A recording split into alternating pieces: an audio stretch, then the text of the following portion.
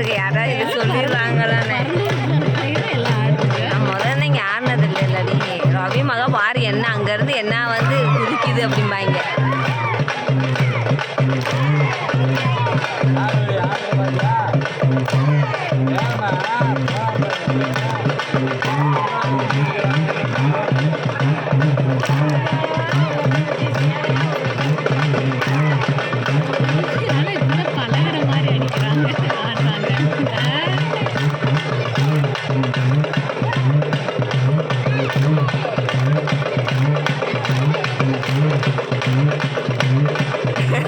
அவங்க இப்போ எங்கே ஆட்டத்தை பாரு